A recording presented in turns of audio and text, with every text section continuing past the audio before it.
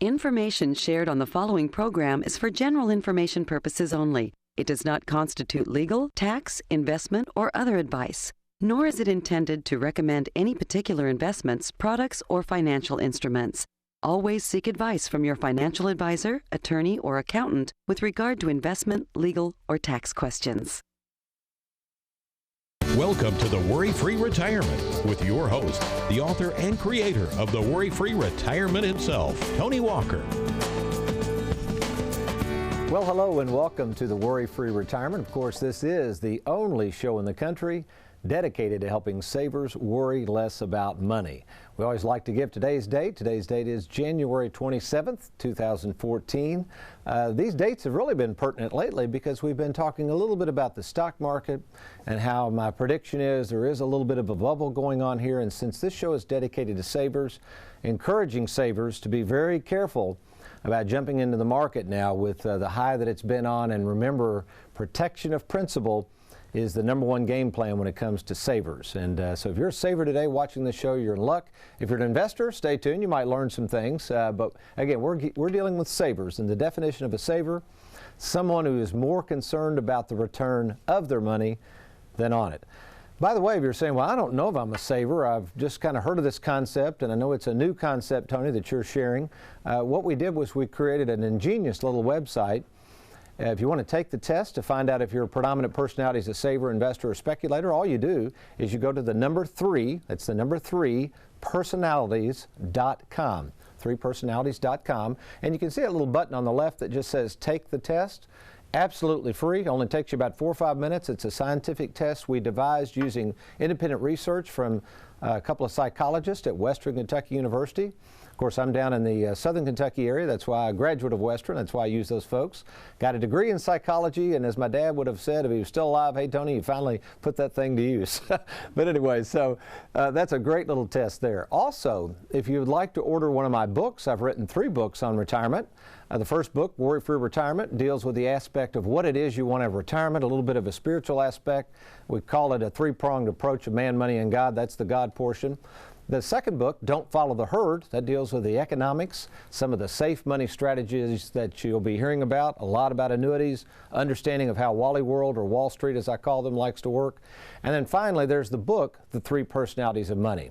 So if you want to order any of these books, you can go to Amazon.com or you can go on our website and let us know. But the best way to order the books individually or collectively is through Amazon.com. All right, well, before we get into the show, I'd be amiss if I didn't introduce to you America's favorite financial sidekick, Mr. Aaron Orander. Aaron, what's happening, buddy? Tony, always good to see you. And I said you might want to spruce up a little bit and occasionally wear a tie. Is this 2 weeks in a row? Or 2 weeks in a row. With the Tony Walker logo on the tie, and it doesn't clash. It looks pretty good, actually. I like that. Thank you. Appreciate it. Jessica, my wife, picked this one out this morning. Okay. I had this one and a yellow one. I was like, what do you think? She's like, go with the purple. That looks good. What do you think, Matt? Is Matt in here? Matt? No. Matt's kind of a color coordinated guy, I can tell sometimes. Hey, real quick, what'd you do this weekend? I got a lot of stuff to cover. Okay, real quick. I didn't really do a whole lot, just spent some time with my family. Got a brother-in-law that just got out of the hospital for some medical reasons, so we just kind of went to his house, spent some time, let the kids run around and play, and, you know. Yeah, tell me a little bit about that. That's kind of one of those situations in life, it comes up, it's kind of tough, isn't it, when people all of a sudden have these serious medical issues? Yeah, I mean, it's unavoidable. Everybody gets sick at times, and everybody has things that happen to them. But, you just put your faith and trust in God and go from there. Well, wish him the best. Thank you. I think I may have told you, I spent some time in Houston. I was at a conference. That's right. Went out there Wednesday. It was 60-something degrees. Wow. Thursday was my main meeting, and they started talking about the weather forecast could get icy Thursday night, and I'm thinking, and I started asking people in Houston, I said, it never gets icy here, and I'm thinking, okay, the one time I come out to Houston, well, sure enough, I got to catch a flight back to Nashville, where I flew out of, and I told the driver, I had somebody pick me up that was going to take me all the way to Hobby Lobby, which was about an hour from where I was staying in kind of the Woodlands area. So the driver comes, and I said, won't you come an hour early, just to be on the safe side? Man, I mean, just a little bit of ice, Aaron, but they were not prepared. It sounds like some people I meet in retirement talking about not prepared. Houston doesn't get ice, so they don't have salt trucks, they don't have anything. Heading out to Hobby Lobby, I probably counted 10 fender benders on the highway. Coming back the other way, had to have been 20. I've never seen such a mess. People just careening into stuff and not used to the, I mean, it was ice. People were trying to travel, so it was really a mess. So fortunately, I made it to the airport in time and got on back to southern Kentucky. But again, it did. The analogy was, this is just like people sometimes in retirement. Maybe we can segue into a few articles on the stock market. People who think, oh, that'll never happen here, and then they're not prepared, and there you are. You know, then you're out there sliding around, wrecking into stuff. So, by the way, let me kind of throw up a few things to talk about here. Why don't you put up, Aaron, that flight to safety, if we can go to the Elmo here. This is kind of interesting, folks. We're going to get into Social Security a little later. We're going to get into some email questions. We're going to get into fees on annuities. But I want to just cover a couple of articles here.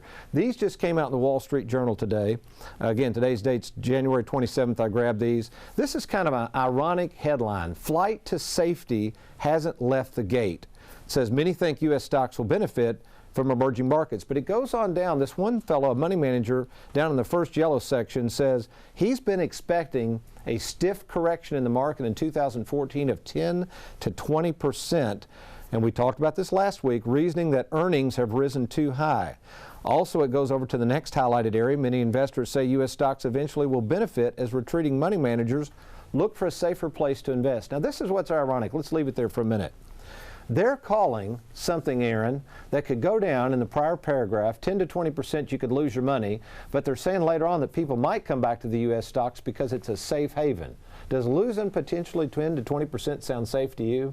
Something that goes up and down the way it does doesn't really sound real safe to me. Well, and that's the problem, folks. So you're listening to Wall Street. In the worlds of Wall Street, 10 to 20% losses are not that bad. But if you're a saver out there and you're worried about losing money, this is not a safe haven. Let's go to this next article. This was in USA Today. This one, Aaron, is what's next for jittery stocks. Okay, after profitable 2013 market could shift gears. I'm just going to read this because this is interesting. Following the Dow's industrial average worst weekly plunge in 17 months, it went down very much the other day. Wall Street kicks off the new week on edge, wondering if the 5-year-old bull market is on shaky ground.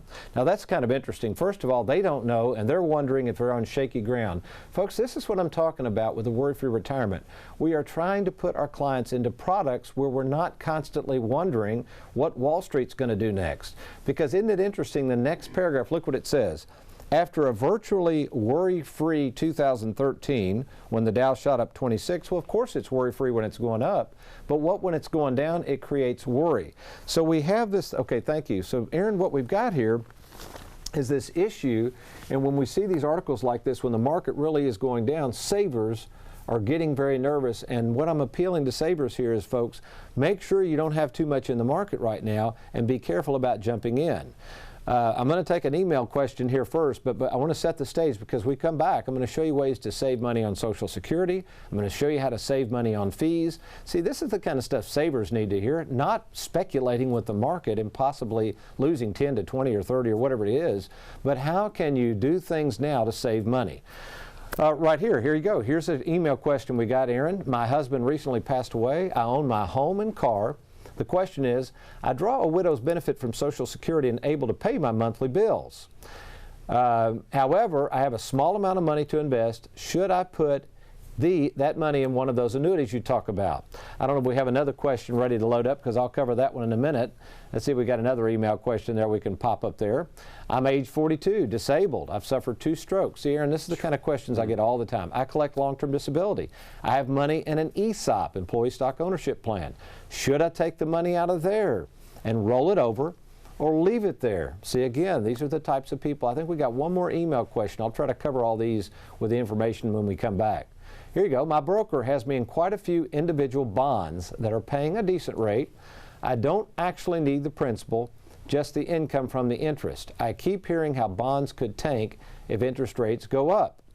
So the question is, I don't understand what that means. Should I get out of the bonds? If they crash, what will that affect my income? Please explain.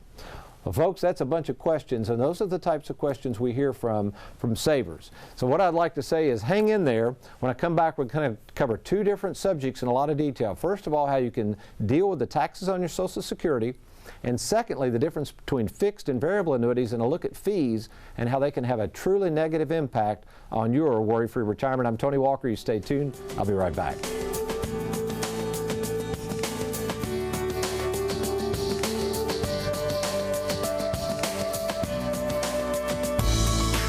How would you like to find a trusted advisor in your area who practices and preaches the same safe money solutions that I speak of on this program? Well, you can by simply logging on to TonyWalkerFinancial.com and clicking on the Find an Advisor link. Once there, just fill out the confidential profile and submit it. This free service is available to savers who are serious about safeguarding their money. So what are you waiting for? Stop worrying and log on to TonyWalkerFinancial.com. Well, welcome back to the Worry-Free Retirement. I'm Tony Walker. And by the way, if you have any questions that you'd like to ask us, I always get back to people. Some of these questions we can't always cover on the show, but I'll get back to you individually. All you got to do to send me one of your questions is go to TonyWalkerFinancial.com. Just simply click on Contact Tony and submit your question. Again, if I can't get it on the air, I will certainly get you a response back from me in person through the email. So we always appreciate your questions. Also, if you're in the Southern Kentucky viewing area, we've got the phone number there. If you're interested in meeting with me personally to review your situation, there's never a cost or obligation. You just simply call that 877 number, or just simply go to the website at TonyWalkerFinancial.com and click on Meet with Tony. Now, if you're outside the Southern Kentucky viewing area, you just simply click on Find an Advisor in your area, and we'll get you with somebody in your particular TV market there that's like-minded like me and has some of the same values and focuses on these safe money principles for savers. Again, you just click on the Find an Advisor in your area. Again, there's never a cost or obligation to talk with myself or one of the advisors we have around the country. All right. Social Security, man, this is a big topic, getting bigger and bigger. In fact, here's an article that just came out in Financial Planning Magazine, and it says advisors still don't know enough about Social Security. It says that most advisors never really talk to their clients or prospective clients about Social Security, when to take it, how to deal with it, how to deal with taxes. Well, folks, as a retirement specialist, we do. And that's the problem out there. Many of you are dealing with people that are financial advisors that don't really do what we call holistic planning. They may be talking about products, they may be nice people, they may be ethical and all that good stuff, but they don't understand what we call macroeconomics. And that's what we deal a lot with in our practice. Now, by the way, there's a lot of information out there on this. I've been grabbing books lately. Here's a book, Social Security Essentials, by a gentleman by the name of Barber and Lassiter. I read that one on the plane to Houston, Aaron. I wasn't really crazy about that one. You might want to get a tight shot of this here. If you want to zoom in on the other camera there, whatever. This is a pretty good little book there. I would recommend this, folks, whether you're an advisor watching the show or a consumer. This is by an Andy Landis, Social Security, The Inside Story. So this is a book I would recommend. I grabbed this, somebody recommended it. Thank you. I grabbed that one. And again, if we went a little too quick there, just go to the website and ask again for the name of that book. That was a pretty good book. So there's some good stuff out there, file and suspend and all these different strategies. Here's what I recommend. Before you ever begin to collect your Social Security, get with a retirement specialist, make sure they work in this area, and as you look at your income plan, we'll talk about this in a second, but as you look at your income plan, make sure they've decided on how they're going to employ the Social Security and whether you should delay it, work some of these file and suspend strategies and restricted benefits and things like that, or go on and take it now. There's lots of reasons to look at both of them, and you've got to sit down and talk with somebody like myself to really understand that. Well, let's get to the taxation of Social Security. Some of you may be sitting there saying, well, I've already elected my Social Security. I'm taking Social Security. I'm worried about the taxation of it. Most people don't realize, and this is where the government, I think, is going to massage the numbers to keep Social Security solvent, is this chart right here. Aaron, let's see if you got that one up. Let's throw it up on the Elmo. Let me show you how this chart works. All right.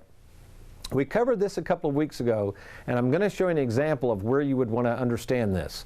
Social Security is taxed differently than any other asset or income stream. We covered this before. I'm not going to get into a lot of detail, but what happens is when you're filing your taxes, and this assuming you're drawing Social Security, you have to look at all of your other assets and earnings coming in. Because what's happened is you'll go down to that graph, kind of point your finger there where it says married filing jointly. See the $32,000 there, Aaron? Let's say you and your wife make a combined income of all sources of $32,000. You're not going to pay any taxes on your Social Security. But what if it goes up to $32,000 or $44,000? That means that one half of your Social Security is going to be taxed. Well, what if you had a bunch more income on top of that, and now your income, your provisional income is $44,000? That means the government could take 85% of that. Now leave that up there for a second. Aaron, you've heard me talk about this at workshops. This is where I think the government's going to monkey around with this. I think what they're going to do is lower those numbers, the earnings test, down lower, which means when people are collecting on Social Security, they're going to collect more taxes. That makes sense? Okay. Here's my other theory. Okay, thank you. I said this in a workshop the other day. People really looked at me funny. People said, you know, what do you think about minimum wage? I don't even know where this question was. I said, I think it's a ploy to increase Social Security. They said, what do you mean? I said, think about this. If the person out there working, flipping hamburgers is making $8 an hour, and they mandate that they increase the minimum wage to $13 an hour, that's $5 more per hour that the employer has to match the FICA, which is over 7% they got to match, and the employees got to chip in 7% of the earnings. So what happens is 15% on that $5 goes back to the government to fund Social Security. So this is the kind of stuff, this is why I do not think Social Security is going to become insolvent anytime soon. It's too much of a political issue, and the government's going to figure out ways to come in the back door and fund that thing, just like that example of minimum wage. That's the world according to Tony. All right, real quick before we take a break, let's take a look at this. The typical thing people do is what they don't understand, and I'll use this as an example, just to keep this really simple. Let's say someone is getting ready to draw Social Security, and maybe they're age 66, okay? And they don't have to draw it. They haven't drawn it yet, and just to keep this simple, let's say their income from Social Security is $20,000 a year. Let's say also they've got a 401k or IRA, and they've been instructed to not draw anything out of there until they turn 70. Well, the problem with that is if they let this keep accumulating, and let's say we go out to age 70, and the person's still drawing $20,000 a year, and maybe now we're at age 70 and this IRA's gotten pretty big, and maybe the IRA, the income that we need out of that is $35,000 a year. Potentially, if you take one half of that, that'd be $10,000 plus the $35,000. That means, Aaron, in this example, your provisional income is at $45,000, which means that now 85% of your Social Security is taxed. So what you might want to do is consider drawing this now. Try to bleed out this IRA. Remember, this is fully taxed as well. So the government's getting you here, and then they take taxes out of your income here. And in this example, what you might want to do is delay the Social Security to 70. If you delayed it, let's say, and I'm just pulling numbers out of the air, this isn't to scale. If you delayed it to 70, you might have $26,000 a year here, Aaron. See where I'm going with this? Okay. A higher amount. Also, if you've drained the IRA, now maybe the IRA is at $20,000 instead of $35,000 because we took 4 years of the IRA money, and we're at $46,000, but we actually have more money here. The reason that's important too is if someone had a spouse, and let's say their spouse didn't work, they could draw one half off of this. Also at death, the spouse would get the higher amount versus the lesser amount. So folks, here in summarizing this Social Security deal, it is a huge issue because the main assets for most of the people I work with that are savers are either pensions, Social Security, and drawing down their 401k or IRA. So this sounds like you. If you're realizing, hey, I don't have a game plan, and I sure don't want to give Uncle Sam more than his fair share, then here's what I suggest you do. Go to TonyWalkerFinancial.com. If you're in the Southern Kentucky viewing area, I would personally meet with you or visit with you by phone. There's no cost or obligation. You just click on Contact Tony or Meet with Tony. If you're outside the Southern Kentucky viewing area, you owe it to yourself to click on the Find an Advisor in your area, and we will get you in touch with someone who can run these Social Security illustrations and provide some overall guidance on the best way to take Social Security as well as how to draw your other assets at the least amount of taxes. Well, I'm Tony Walker, and when we come back, we've got one more segment in store, and this is going to be a doozy. I'm going to show you the effects of fees on your money and why Wall Street loves fees, and you shouldn't. Stay tuned. I'll be right back.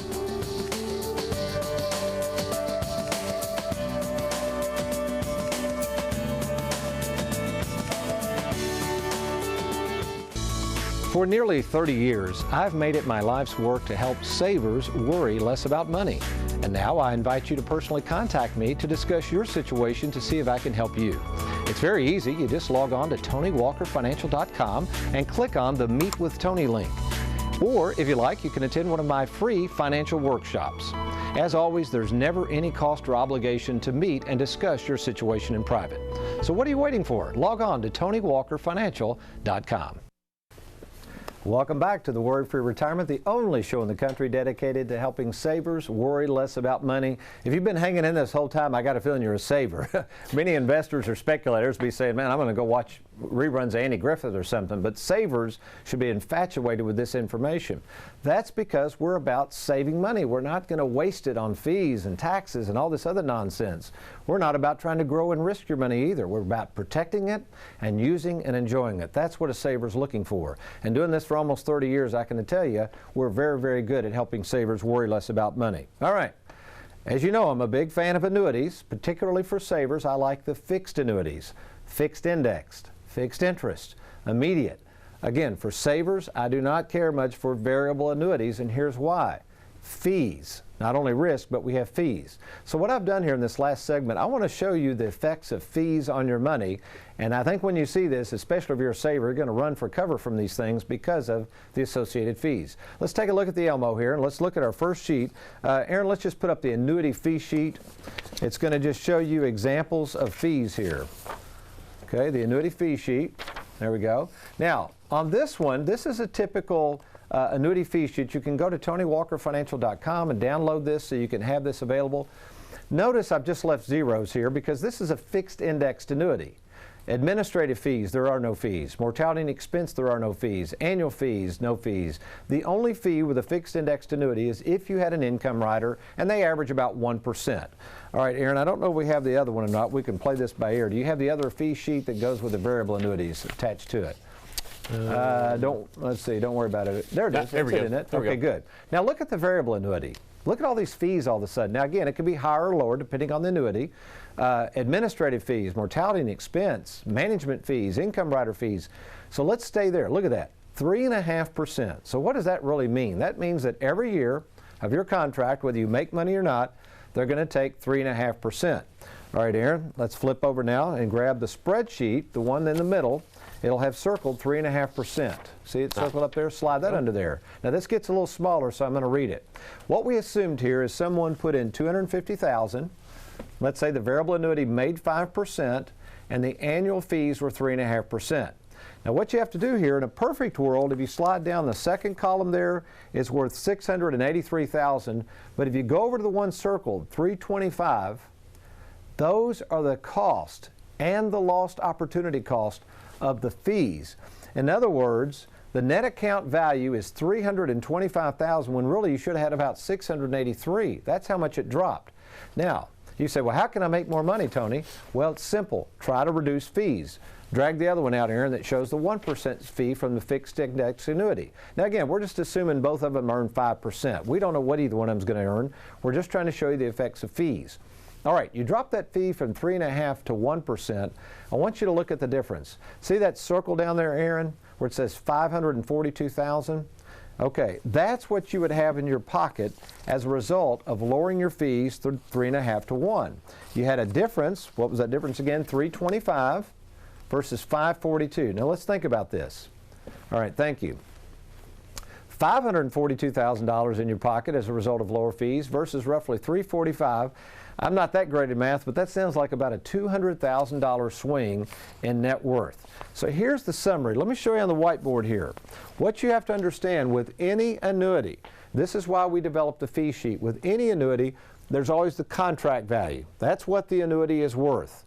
Then you have to determine if there's fees. That's why we have the annuity fee sheet.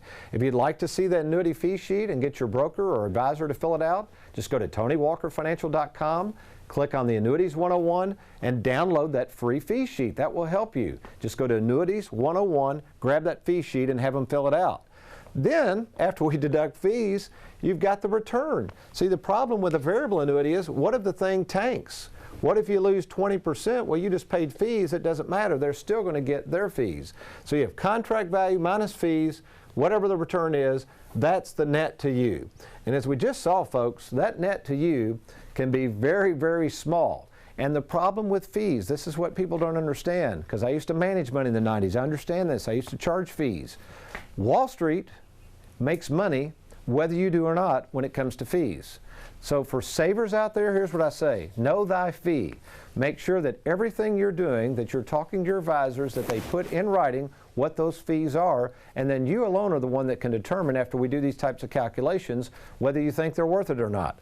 That's for you to determine. I believe for savers there is no need in paying these fees. In most cases we can do much better for the client and serve them better as well. Well, I'm Tony Walker. I'm going to come back with a few closing comments and a few reminders, so you stay tuned. You are watching the Worry-Free Retirement.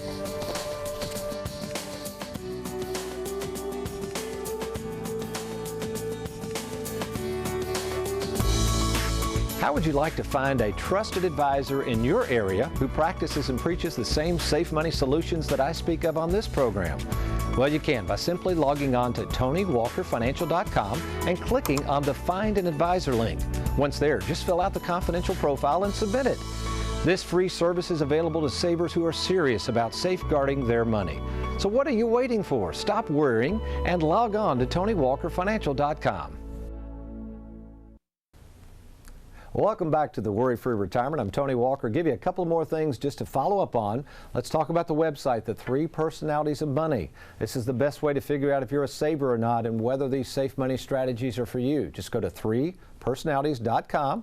Click on Take the Free Test, and you're off and running. I'll be happy to follow up with you. Just let me know if I can be of any help on that. And then, of course, we have the 3 books that you can order. These books are a great way to find out more about the Worry-Free Retirement. They're very contrarian to what Wall Street's going to tell you. So if you're looking for different information, if you're sitting there saying, gosh, there's got to be a better way than putting stuff at risk, I would encourage you to get these books. Just log on to Amazon.com. Well, until we meet again, this is Tony Walker telling you to have a wonderful day and you be worry-free. You've been watching the Worry-Free Retirement with financial advisor Tony Walker. To ask Tony a question or to find an advisor in your area, log on to TonyWalkerFinancial.com.